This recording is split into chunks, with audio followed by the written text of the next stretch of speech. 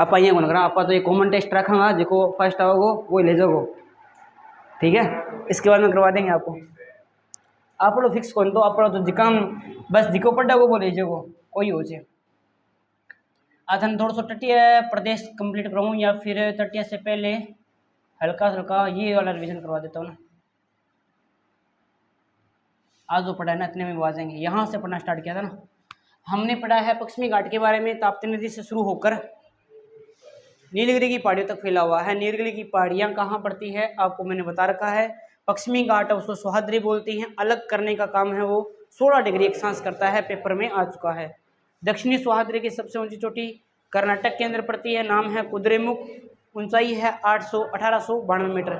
उत्तरी सह्याद्री की सबसे ऊंची चोटी का नाम है कलसुबाई, महाराष्ट्र के अंदर पड़ती है, ऊंचाई है 1646 मीटर और उपनाम इसका सह्याद्री है। ये इसको याद कर लेना, 16 डिग्री अक्षांश रेखा। फिर अपने बात करते हैं पश्चिमी घाट के प्रमुख दर्रे कौन कौन से थे। थाल घाट, भोर घाट, पाल घाट और सोन घाट। मुंबई को नासिक से जोड़ता है थाल घाट, मुंबई को पुणे से जोड़ता है भोर घाट, कोच्चि को कोयम्बटूर से जोड़ता है पाल घाट, तिरुवनंतपुरम को मदुरई से जोड़ता है सोन घाट जोड़ता है। फिर अपने बात की थी यहाँ पर आगे, तो ये हमने देखे थे यहाँ पर किसके बारे में चर्चा की थी भाई, नीलगिरी की पहाड़ियों के बारे में चर्चा की थी। और यहाँ पर नीलगिरी की पहाड़ी की पूरी व्याख्या तमिलनाडु में फैली हुई है सर्वाधिक, फिर केरल में, फिर कर्नाटक के अंदर। लेकिन पश्चिमी घाट तथा पूर्वी घाट का मिलन बिंदु भी कौन सा है, नीलगिरी की पहाड़ियाँ। और नीलगिरी की सबसे ऊंची चोटी का नाम डोडा बेटा है, जिसकी ऊंचाई 36 मीटर है। यहाँ पर 200 सेमी से अधिक वर्षा होती है, इसलिए यहाँ कौन से वन मिलेंगे, सदाबहार वनस्पति मिलती है। सर्वाधिक जैव विविधता है यहाँ पर देखी जा सकती है। और केरल को यहाँ पर शांत घाटी या फिर साइलेंट वैली के नाम से भी जाना गया है, ये भी याद रख लेना। फिर अपने बात करते हैं तो यहाँ पर अनाईमुंडी के बारे में या अन्नामलाई के बारे में बात करते हैं, तो विस्तार इसका तमिलनाडु और केरल के अंदर है। और अन्नामलाई की सबसे ऊंची चोटी का जो नाम है वो क्या आ जाएगी, अनाईमुंडी। इसकी जो अगर ऊंचाई की बात करते हैं तो 2695 मीटर। एक नंबर पे ये करना है, ये नहीं मिले तो ये दोनों एक साथ कभी नहीं आएगा, ठीक है। और ये आपको थोड़ा सा याद रखना है। फिर हमने देखा था प्रायद्वीपीय भारत के सबसे ऊंची चोटी का नाम तो भी अनाईमुंडी, दक्षिणी भारत की सबसे ऊंची चोटी का नाम तो भी अनाईमुंडी, और पश्चिमी घाट की सबसे ऊंची चोटी का नाम पूछे तो भी अनाईमुंडी ही आएगा। फिर हमने देखा था यहाँ पर कार्डमम की जो पहाड़ियाँ हैं वो तमिलनाडु और केरल के अंदर फैली हुई है।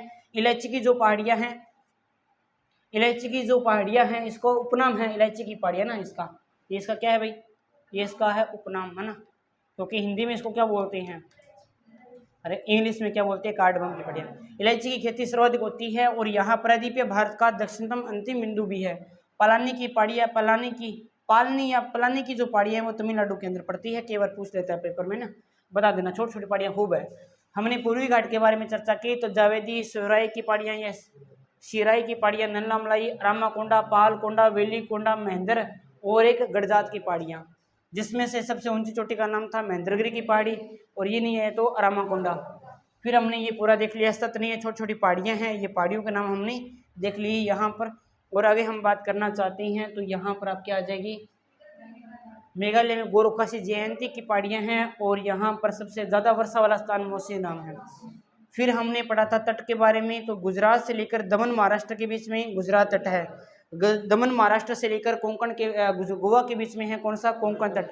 गोवा से लेकर न्यू मंगलोर के बीच में कौन सा तट है भाई, कौन सा जाता है, कन्नड़ तट आ जाता है। और उसके बाद में हमने बात की थी न्यू मंगलोर से लेकर और कहाँ तक भाई, तमिलनाडु का एक भाग पड़ता है कन्याकुमारी, वहाँ तक कौन सा भाई, मालाबार तट आ जाता है। अब हम बात करना चाहते हैं जिसके बारे में, जिसका नाम क्या है,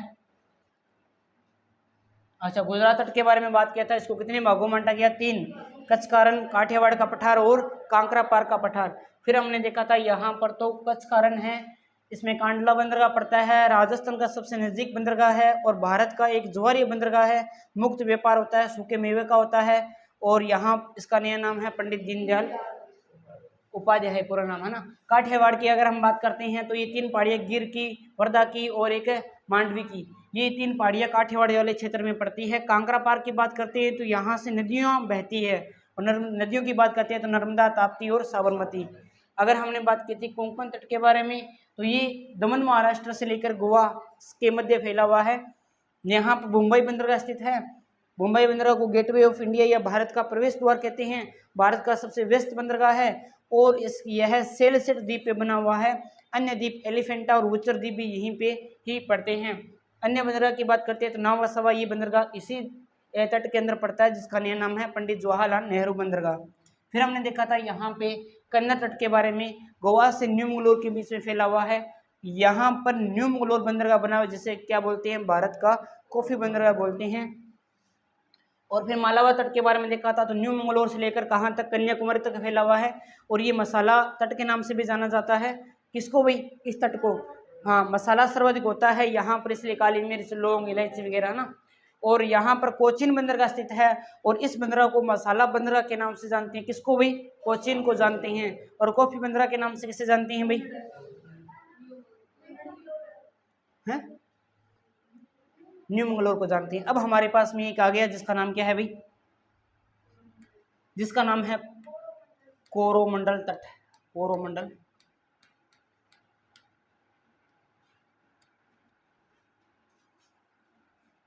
कोरोमंडल तट के बारे में अगर हम बात करना चाहें तो इसका विस्तार देखो कहाँ से लेकर कहाँ तक है। इसका विस्तार देखो भाई,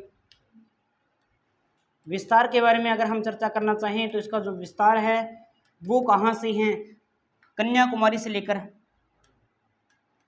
कन्याकुमारी से कृष्णा नदी।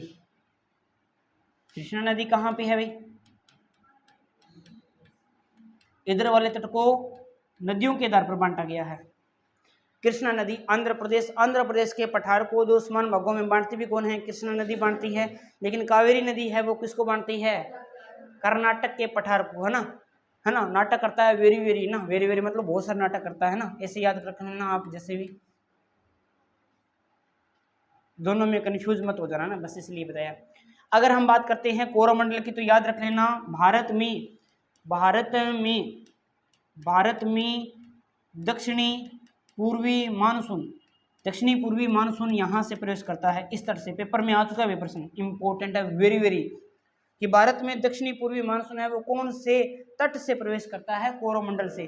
दक्षिणी पूर्वी मानसून यहाँ से प्रवेश करता है, यहाँ से प्रवेश करता है। ये बात भी आपको थोड़ा सा ध्यान में रखना है ना। भारत में दक्षिणी पूर्वी मानसून है वो यहाँ से इस तट से प्रवेश करता है। फिर अब मैं और बात करना चाहिए ना यहाँ पर इसके बारे में, तो यहाँ पर एक बंदरगाह पड़ता है, यहाँ पर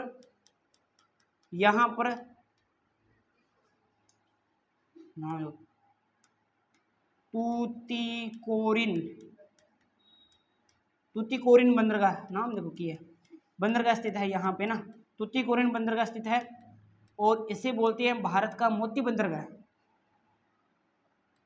समुद्र से ना मोती निकाले जाते हैं यहाँ से, इसलिए नाम रख दिया इसका, क्या उपनाम, इसका उपनाम क्या है, इसे बोलते हैं भारत का मोती बंदरगाह। भारत का मोती बंदरगाह बोलते हैं इसे, मोती बंदरगाह बोलते हैं, क्योंकि यहाँ से क्या निकाले जाते हैं, समुद्र से थे भी निकाले कभी के, हाँ ना। छोटा होता था तालाब करना जानता, तालाब मतलब जो पानी वाला जो भाग होता ना, वहाँ जाते थे, वहाँ जाके देखते, फिर बटुआ सीप सी चकता देखता भी मोती लाद सीखे ला देंगे मोती भी मगदी हैं, करेड़ा तो ऐसा काम है।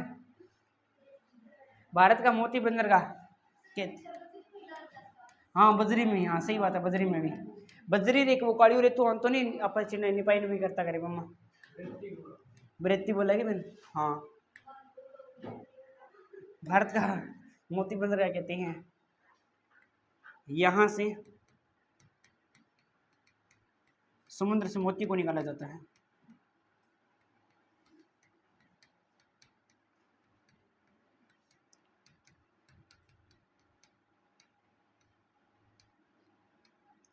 अब आपका पास में आ गया कौन सा भाई, जिसका नाम क्या है, उत्तरी श्रीकार।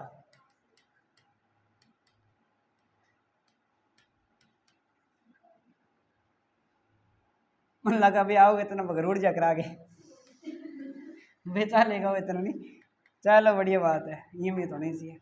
चलो आगे और हम बात करते हैं यहाँ पे, यहाँ अपनी बात करते हैं तो विस्तार विस्तार के बारे में हम बात करें तो विस्तार इसका आ जाता है कृष्णा नदी से लेकर महानदी तक, और महानदी कहाँ, और कृष्णा नदी कहाँ, पहले बता के आए हो ना।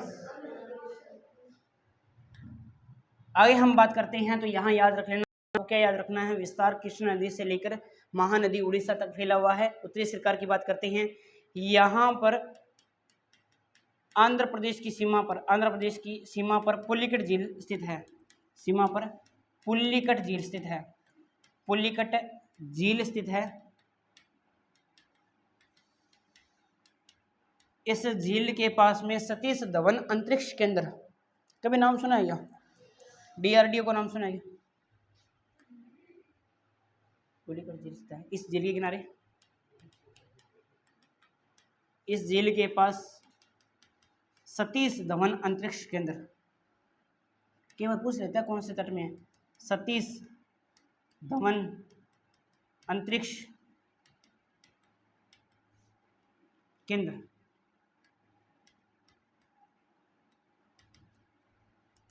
कहाँ है ये, आंध्र प्रदेश के अंदर। पुलिकट झील का है आंध्र प्रदेश में, ये आंध्र प्रदेश में सतीश धवन अंतरिक्ष केंद्र स्थित है। मिसाइलों का परीक्षण किया जाता है यहाँ से। फिर अपने बात करते हैं यहाँ पर और कोई बात है क्या, उत्तरी सरकार में नहीं है भाई, कोई बात नहीं। हाँ, और कोई बात तो नहीं लग रही मेरे को इम्पोर्टेंट यहाँ पे। उत्तरी सरकार के बाद में हम बात करेंगे तो एक और आ जाता है आपका, कौन सा आ जाता है भाई, उत्कल तट। कौन सा, यहाँ वो, हाँ वो लिखना चाहो तो वो भी लिख लो ना आप यहाँ पे, एक इसी वाले तट के अंदर ना, उड़ीसा वाले महानदी वाले भाग में ना, वो लिख लो आप। यहाँ पर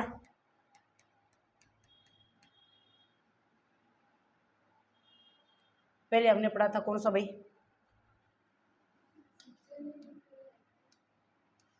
तमिलनाडु के अंदर पड़ता है चेन्नई, कोरोमंडल हमने पढ़ लिया ना। और उसके बाद में कृष्णा से लेकर महानदी तक हमने ये उत्तरी सरकार पढ़े, फिर उत्कल तट। ठीक है भाई, सही जा रहे हैं, ठीक है भाई ना। यहाँ पर क्या बनी हुई, यहाँ पर उड़ीसा में चिल्का झील बनी हुई है,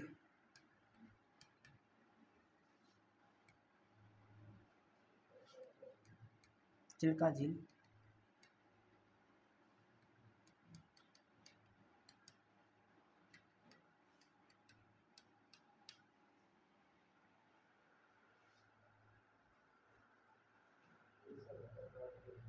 क्या हो गया,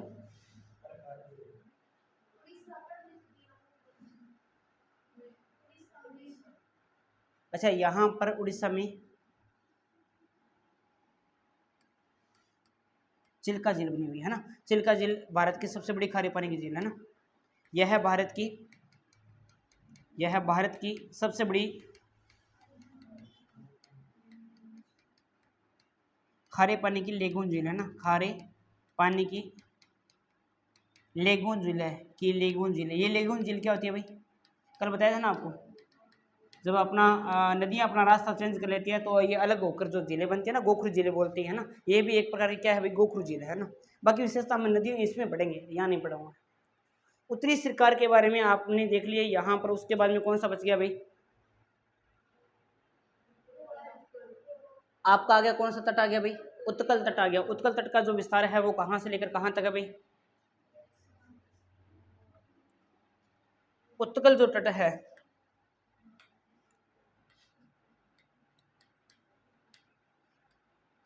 उत्कल जो तट है उसके अगर हम विस्तार के बारे में हम जानना चाहें तो इसका जो विस्तार है वो विस्तार आ जाएगा आपका महानदी से लेकर,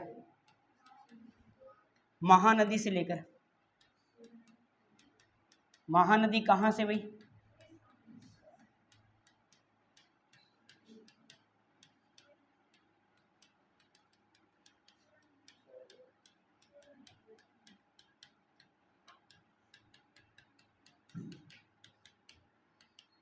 पश्चिम बंगाल तक फैला हुआ। इसकी कोई विशेषता है नहीं, उत्कल तट की कोई विशेषता नहीं है। यहाँ पर ना युद्ध वगैरह हुआ था, उत्कल बोल दो या कलिंग तट बोल दो, है ना।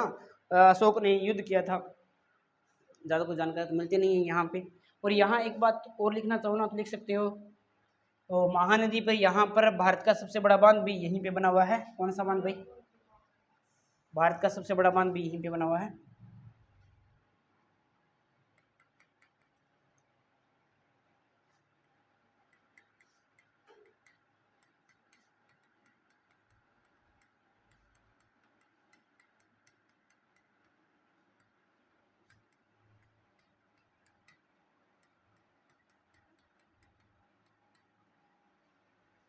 आंध्र प्रदेश के अंदर बनी हुई है, ध्यान रख लेना। कृष्ण नदी से लेकर और महानदी तक याद रख लेना। सतीश धवन अंतरिक्ष केंद्र है वो आंध्र प्रदेश के अंदर ही है। कुछ के अंदर इस वाले भाग को, अंतरिक्ष वाले भाग को यहाँ पे भी दे रखा है ना, इस कोरामंडल तट के अंदर भी बता रखा है ना। लेकिन कंफ्यूज नहीं होना, आपको इतना नहीं पूछेगा कोरामंडल तट के अंदर है या कौन से तट के अंदर है, इतना नहीं आपसे पूछने वाला। खंड की हो, अच्छा पूछा है कि हीराकुंड बांध है वो उड़ीसा के अंदर है। ये कहाँ पे है? उड़ीसा के अंदर है। भारत का सबसे बड़ा बांध नहीं, लंबा बांध, बड़ा कहाँ से क्या है, भारत का सबसे लंबा बांध है ये आ जाएगा। भारत का सबसे लंबा बांध हो जाएगा हीराकुंड बांध। ऊंचाई पूछे तो 4.8 किलोमीटर, 4.8।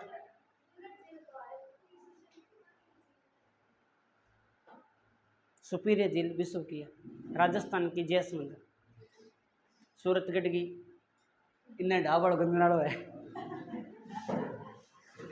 ठीक है, तो यहाँ पर ये तटीय प्रदेश हो गया आपका कंप्लीट। और आपका एक भौतिक प्रदेश बचा है जिसका नाम क्या है? द्वीपीय समूह है। हो गलस चलाने दे। और हाँ तो है ना, भंडारे में आए सभी साथीगण चाय पियेंगे अभी, और चाय पीने के बाद में फिर पढ़ेंगे। मैप लेके आए हो गया आप? भारत का मैप है क्या आपके पास में? कुछ चाय पीने के बाद कुछ बढ़िया चीज़ें कराऊंगा ना फिर आपको। नहीं है तो यहाँ से मंगवा लेना, 5-2 रुपये 3 रुपये का आएगा ना, तो बढ़िया चीज़ सिखाएंगे आपको, फॉर्मेलिटी थोड़ी ना करेंगे। थन थारो पूरा हक दे से टेंशन ना लियो थे, निहाल कर देगा।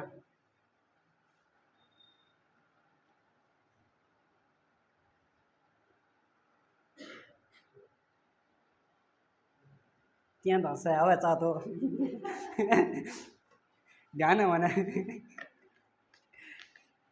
लो आगे चलेंगे अपने। कौन सा? बहुत सारे द्वीप बने हुए हैं ऐसे तो। हाँ है, पारादीप उड़ीसा, उड़ीसा के अंदर बना हुआ है। पारादीप उड़ीसा के अंदर। ये ना आपका ये उड़ीसा और ये आंध्र प्रदेश की सीमा पे बना हुआ है वो पारादीप है जो है ना, सतीश धवन अंतरिक्ष केंद्र से थोड़ी दूर है। हम इसके बारे में हम जहाँ से ज़्यादा क्वेश्चन नहीं आते हैं ना, बहुत कम आते हैं, वो नहीं बता रहा मैं चीज़ें। बाकी यहाँ से संभावना सतीश धवन अंतरिक्ष केंद्र के बारे में पूछ सकता है, या कोई तट के बारे में पूछ सकता है कि इसका विस्तार कहाँ से कहाँ तक है, या फिर सर्वाधिक मसाला तट वाले कौन से हैं उनका विस्तार पूछ सकता है ना, वो चीज़ें। बाकी पीछे क्वेश्चन आए हुए तो नहीं है। बंदरगाह से तो प्रश्न तो मैंने बता दिया आपको, मेन मेन जो बंदरगाह थे उनमें से पहचान हो जाएगी आपकी, है ना। हम चलें आगे क्या? अब अपना लास्ट आ रहा है टॉपिक, और जिसका नाम क्या है? अच्छा, राजस्थान का मैदानी भाग करवाऊँ क्या आपको? बताओ, राजस्थान वाला पढ़ा तो रखा है भाई, राजस्थान वाला पढ़ा तो रखा है, बताओ दोबारा पढ़ाना है या नहीं पढ़ाना है? ऐसे टाइम वेस्ट ही करना है, उसका वीडियो पड़ा हुआ है, सब कुछ पड़ा हुआ है, वो नहीं पढ़ाएंगे आपको, पढ़ाएंगे दीपीएस में।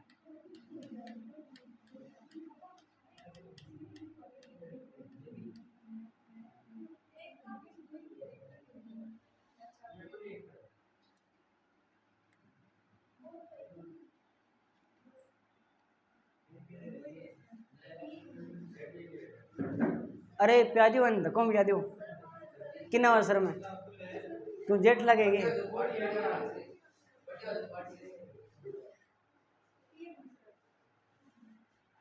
ना चाहिए ना पियो तो 4 पैसा दे दिया।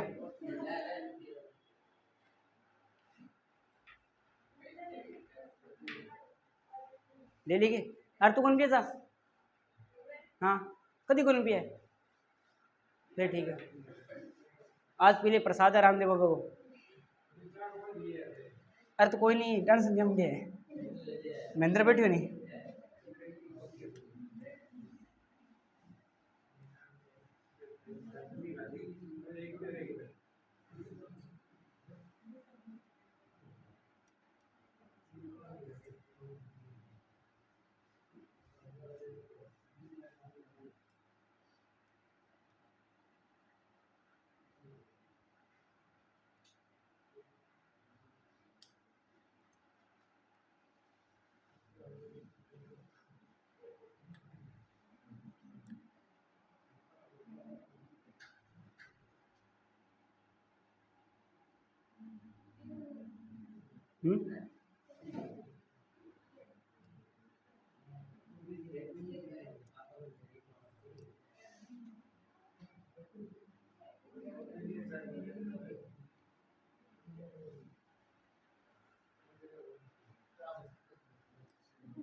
अरे कितनी बच गई तो यहाँ मन गाल दी बाद में। 4 बज गई हो रही है। 2 कप ले लो हैं, 3 कप ले लो, 2 कप ले लो।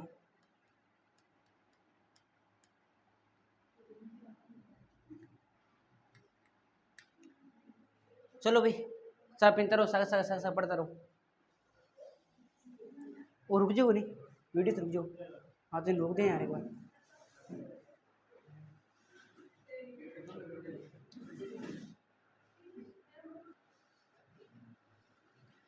है ना, अपने द्वीप समूह के बारे में बात कर रहे हैं। ये भारत है और ये आपके सारे इधर वाले भाग कौन सा है?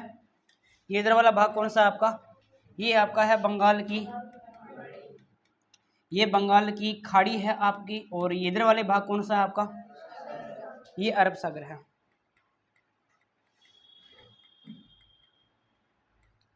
यहाँ पर अपने देख लेते हैं सबसे पहले ना, तो यहाँ पर इधर वाले है ना लगभग 36 द्वीप मिलते हैं कि यहाँ अरब सागर में 36 द्वीप हैं। और अगर इधर वाले बाकी की बात करते हैं तो लगभग 272-73 के आसपास में आ जाते हैं। ऐसे तो कुल 576 द्वीप के आसपास में बता देते हैं, 552 हैं, अलग बहुत सारे बताते हैं द्वीप तो, लेकिन आपको उतने नहीं पढ़ने हैं ना। आपको कितने, बस 1 2 3 3 और 4 5 6 7 8 9 10 इतना ही पढ़ना। बस आपको याद क्या रखना है? आपको सिर्फ इतना याद रखना है, ये जो द्वीप है इस द्वीप का नाम क्या है? आपको फिर याद रखना है कि ये जो द्वीप है इस द्वीप का नाम क्या है? और इसका, हाँ 4 क्वेश्चन हो गया भाई। जिसका नाम भी बोले वो नहीं, जिसका पी भी बोले है नहीं। चलो यहाँ बात करते हैं, यहाँ पे अपने बात करते हैं यहाँ। तो इन दोनों के बीच में से एक रेखा गुजरती है। ये लो जी, हमने भी एक रेखा गुजार दी। कर्क रेखा नहीं, एक चैनल गुजरता है, मतलब रेखा का मतलब चैनल गुजरता है। एक चैनल गुजरता है यहाँ से, लक्षद्वीप और मिनिकॉय द्वीप के बीच में जो चैनल गुजरता है उस चैनल का नाम है 9 डिग्री चैनल। यहां से गुजरता है। दो ही बात याद रखनी है, पेपर में बार बार आवा है। 9 डिग्री चैनल किन के बीच में है? लक्षद्वीप और मिनिकॉय द्वीप में। मिनिकॉय द्वीप और मालदीव के बीच में कौन सा है? 8 डिग्री चैनल है। इधर हम बात करते हैं तो सबसे पहले आ जाता है यहाँ पर, जिसका नाम है उत्तरी अंडमान। इसका नाम क्या है? उत्तरी अंडमान। इसका नाम है मध्य अंडमान। इसका नाम है लिटिल अंडमान।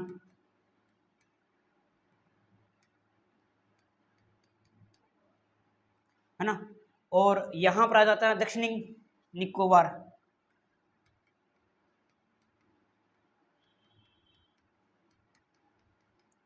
यहां पर आ जाता है कार निकोबार।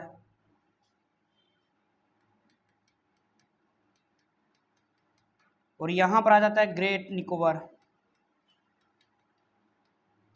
इसके नीचे आ जाता है सुमात्रा, फिर आ जाता है इंडोनेशिया नीचे इधर वाले भाग में। आपने काम का नहीं, अपने काम का क्या है? काम का अपने यही है, सबसे पहले अपने जो काम का बात है वो याद रखना। कार निकोबार और ग्रेट निकोबार के बीच में यहाँ पर एक रेखा गुजरती है, एक चैनल गुजरता है। इस चैनल का नाम क्या है? 10 डिग्री चैनल। क्या नाम है? 10 डिग्री चैनल। एक नाम है 10 डिग्री चैनल। 10 degree channel. उसके बाद में आपको याद रखना है कि यहाँ से लिटिल अंडमान और दक्षिणी अंडमान के बीच में यहाँ पर एक जो गुजरता है, यहाँ पर एक चैनल, उसको बोलना डंकन पास। और ये आ गया ना लिटिल अंडमान और दक्षिणी अंडमान के यहाँ पे। इसके बाद में आपको याद रखना है, डंकन पास के बाद में तो कुछ याद रखने नहीं है। इसके बाद याद रखना है उत्तरी अंडमान के अंदर एक चोटी पड़ती है जो कि सबसे ऊंची चोटी है।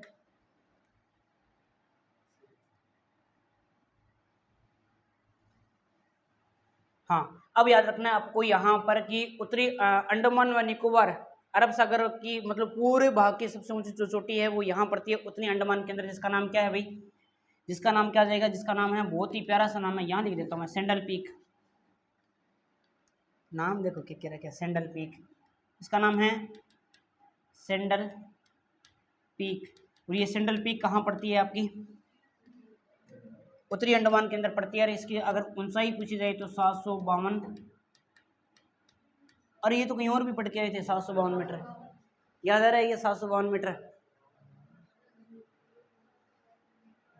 इसकी सबसे ऊंची चोटी का नाम है डियोपोरली, डियोपोरली। इसकी सबसे ऊंची चोटी का नाम है हैरियट, इसकी सबसे ऊंची चोटी का नाम है हैरियट। भावना, सद्भावना, हैरियट, सद्भावना और गुडविल एक ही बात है। 752 मीटर है और ये हैरियट है, ये सेंट्रल पीक है। अगर पूछी जाए कि द्वीपीय समूह की सबसे ऊंची चोटी का नाम क्या है, यहाँ पूछेगा लिटिल अंडमान और दक्षिणी निकोबार के मध्य कौन सा पास है, तो डंकन पास आ जाएगा। कार निकोबार और ग्रेट निकोबार के बीच में 10 डिग्री चैनल आ जाएगा। और उसके बाद में अगर हम पूछे जाए अरब सागर और मिनिकॉय द्वीप के बीच में 8 डिग्री चैनल आ जाएगा। मिनिकॉय द्वीप और लक्षद्वीप के बीच में 9 डिग्री चैनल आ जाएगा। ज़्यादा आपको याद करना नहीं है, सिर्फ इतना याद करना है। इसके अलावा आपको क्या पढ़ना है, यहाँ द्वीपों के अंदर 2 ज्वालामुखी मिलती है, यहाँ पर मिलती है 2 ज्वालामुखी भाई ना, यहाँ पर 2 ज्वालामुखी मिलती है द्वीपों के अंदर, वो भी याद रखना। 2 ज्वालामुखी मिलती है, ज्वालामुखी की बात करते हैं ना, ज्वालामुखी मिलती है 2, जिसका एक का नाम है क्या भाई, एक का नाम है बेरनदीप और दूसरे का नाम है नारकोंडा। एक का नाम क्या है भाई, यहाँ 2 ज्वालामुखी मिलती है द्वीपीय समूह के अंदर, जिसमें से एक का नाम है बेरनदीप, एक का नाम है बेरनदीप ज्वालामुखी, बेरनदीप ज्वालामुखी। और दूसरी का जो नाम है वो क्या आ जाएगा भैया आपका, नारकोंडा,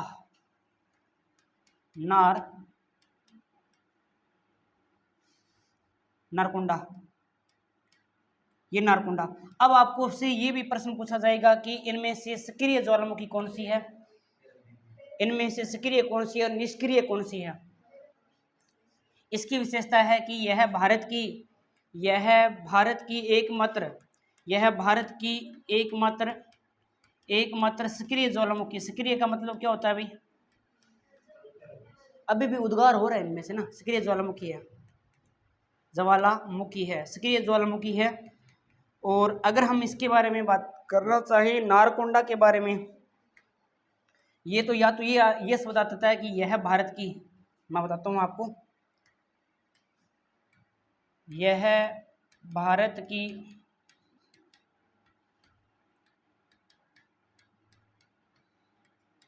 ये क्या नाम लिखा है मैंने, क्या नाम लिखा है, सुषुप्त ज्वालामुखी, या फिर इसे का दूसरा नाम क्या जा सकता है, या निष्क्रिय ज्वालामुखी है। सक्रिय और निष्क्रिय में क्या अंतर होता है, इससे उद्गार नहीं होता, सूखी प्रिय जमाना, ये पेपर में पूछा जा सकता है, हैं?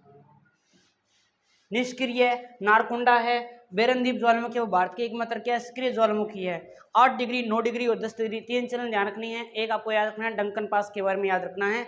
और अगर पूछा जाए, एक बात और लिखा देता हूँ मैं यहाँ पे जो सबसे इंपॉर्टेंट है कि द्वीपीय समूह की सबसे ऊंची चोटी का नाम, यह मैं थ्योरी के रूप में लिखा देता हूँ मैं यहाँ पे, द्वीपीय समूह की सबसे ऊंची चोटी का नाम, बस ये चीज पूछी जाती है यहाँ पर। द्वीपीय समूह की सबसे ऊंची चोटी का नाम, द्वीपीय समूह की सबसे ऊंची चोटी का नाम, ऊंची चोटी का नाम, चोटी का नाम क्या हो जाएगा भाई, ये हो जाएगा आपका क्या भाई, इसका नाम हो जाएगा सेंडल और पीक, सेंडल और पीक। और सेंडल पीक की अगर ऊंचाई पूछी जाए इसकी ऊंचाई आ जाएगी 752 752 क्या हो गया 500 महेंद्रिया नागर ला कोई बात नहीं कोई बात नहीं। और अगर हम बात करना चाहें तो मध्य अंडमान की सबसे ऊंची चोटी का नाम, मध्य अंडमान की सबसे ऊंची चोटी, अंडमान की सबसे ऊंची चोटी वही चोटी का नाम बताओ वही डीएपोली। और इसके बाद में आपका लास्ट आ जाता है दक्षिणी अंडमान की हैरियट। इनकी ऊंचाई नहीं दे रखी है लेकिन नाम बता देता हूँ, कई बार पेपर में दे दे। दक्षिणी अंडमान की सबसे ऊंची चोटी का नाम, ऊंची चोटी का नाम जो आ जाएगा वो आ जाएगा आपका हैरियट आ जाएगा। यहां पर आपका नाम आ जाएगा जिसका नाम है डीओपोली और इसका नाम आ जाएगा हैरियट। हैरियट। ये लो जी आपका भौतिक प्रदेश कंप्लीट हो गया। तो लगा दो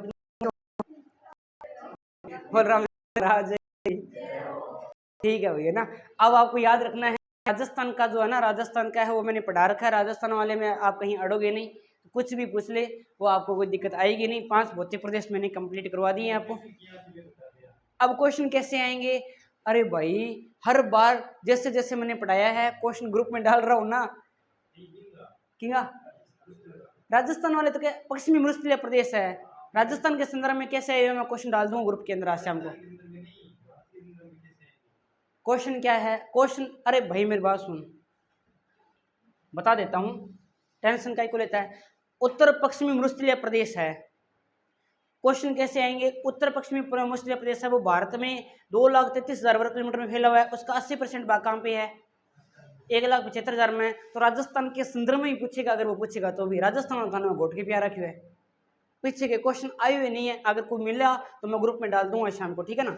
क्वेश्चन बनते नहीं है क्योंकि भाई ये भर्ती तो अपने जैसे कई बार क्वेश्चन आता ना, जैसे मान लो एसएससी लेवल की कोई तैयारी कर रहा है तो उसके तो राजस्थान लगता ही नहीं है। तो राजस्थान स्पेशल अकेला कैसे पढ़े? वो तो 28 राज्य और भी तो है, 27 और भी तो है, इसलिए यहाँ से ज़्यादा क्वेश्चन नहीं देता है। जो कॉमन चीज़ जो होती है ना, जैसे पठार हो गया, इंपॉर्टेंट क्या आपके लिए जहाँ से क्वेश्चन आते हैं इंपॉर्टेंट सिर्फ आपके लिए वो है, एक तो कौन सा हिमालय है और हिमालय के अलावा आपका कौन सा है। 2 नंबर पे बात करते हैं तो मैदानी भाग आ जाता है और 3 नंबर पे प्रायद्वीपीय का पठारी प्रदेश सबसे इंपॉर्टेंट है आपका। 1 नंबर ये वाला, 2 नंबर ये वाला और 3 नंबर ये वाला। उसके बाद के अंदर आपको क्या देखना है? जो प्रमुख छोटी मोटी बात देखनी है। यहाँ से लगभग आपके प्रश्न आ जाएंगे 7 से 8 प्रश्न आ जाएंगे सीटी के अंदर, ठीक है। बाकी नदियों में से देखेंगे, अपनी बात करेंगे, चर्चा करेंगे। तो ये भौतिक प्रदेश कंप्लीट हो चुका है। अब हम कुछ नया पढ़ेंगे, वो पढ़ेंगे हम अगली क्लास में। क्या पढ़ने वाले हैं? राजस्थान की नहीं, भारत की प्रमुख नदियाँ। हमारा टॉपिक क्या रहेगा? भारत की प्रमुख नदियाँ रहेगा। नदियाँ भी कितने प्रकार की होती है? नदियों को भी 2 भागों में हम पढ़ने वाले हैं। कौन कौन से भागों में पढ़ने वाले हैं? एक तो वो होती है, देखो नदियाँ तो जाती जाती है, एक तो अरब सागर में तो जाती है और एक आपकी कहाँ जाती है? एक बंगाल की खाड़ी में जाती है। लेकिन इसके अलावा भी तो नदियां हैं ना। कुछ नदियों का उद्गम हमारा कहाँ से होता है? हिमालय से होता है, हिमालय श्रृंखला से होता है। और कुछ नदियों का उद्गम हमारे प्रायद्वीपीय भारत से होता है। तो हिमालय के आधार पर है ना, और प्रायद्वीपीय की नदियों के आधार पर भी हम इनको पढ़ेंगे, है ना, अलग अलग प्रकार से पढ़ने वाले हैं। सबसे पहले मैं पढ़ाऊंगा अरब सागर तंत्र पढ़ाऊंगा आपको ना, या फिर हिमालय तंत्र पढ़ा दूंगा, जो भी है आप देख लेंगे ना, वो अपने नेक्स्ट क्लास यानी कल ही पढ़ेंगे। और अब हम करेंगे कुछ नया काम मैप के अंदर। तो मिलते हैं कल।